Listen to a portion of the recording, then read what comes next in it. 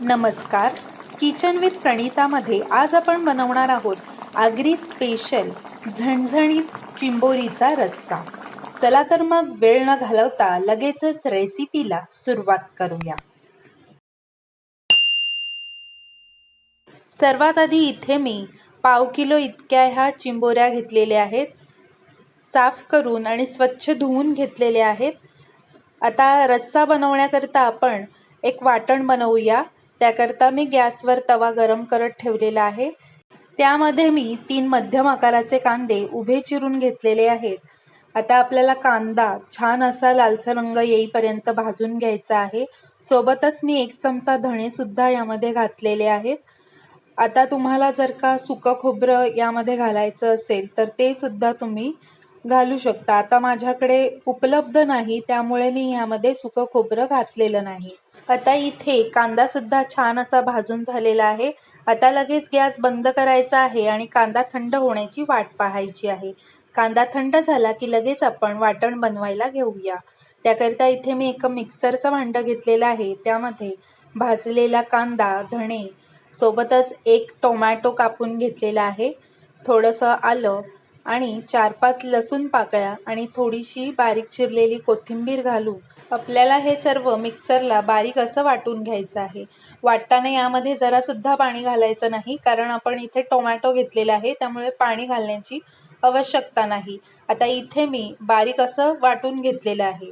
आता लगेच आपण रस्सा बनवायला घेऊया. त्याकरता मी गॅसवर कढई गरम करत ठेवली आहे. त्यामध्ये 1 पळी इतकं तेल घालणार आहे. तेल छान गरम झालं की यामध्ये 7-8 खलबत्त्यामध्ये ठेचून घेतलेल्या लसूण पाकळ्या आणि सोबतच आपल्याला मिक्सरला वाटून घेतलेलं वाटण घालायचं आहे.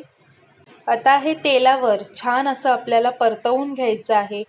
अगदी याला तेल सुटेपर्यंत आपण हे परतवून घेणार आहोत. लसूण पाकळ्या खलबत्त्यामध्ये ठेचून घातल्यामुळे कोणत्याही फिश करीचा उग्रपणा हा कमी होतो. आता हे छान असं परतवून झालेलं आहे. यामध्ये 2 चिमूट इतकं हिंग सोबतच पाव चमचा हळद घालायची आहे आणि व्यवस्थित हे परतवून घ्यायचं आहे.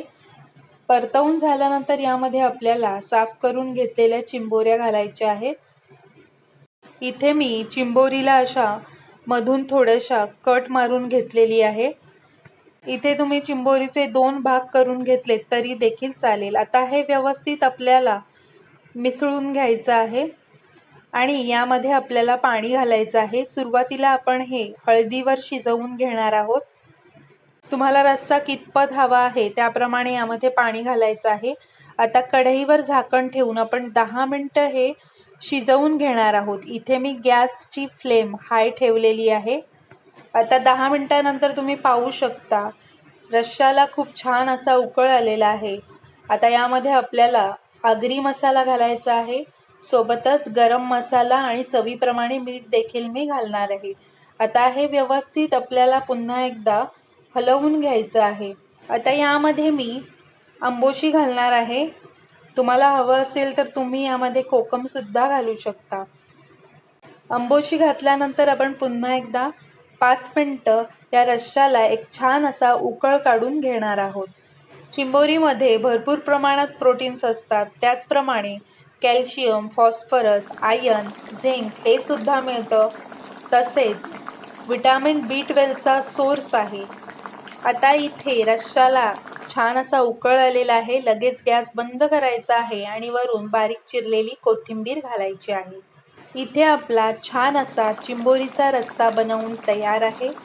तुम्हाला माझी आजची रेसिपी कशी वाटली? थोडी तरी आवडली असेल तर प्लीज एक लाईक करा.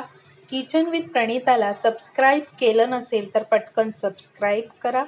चला तर मग पुन्हा भेटूया अशाच सोप्या रेसिपीमध्ये. धन्यवाद.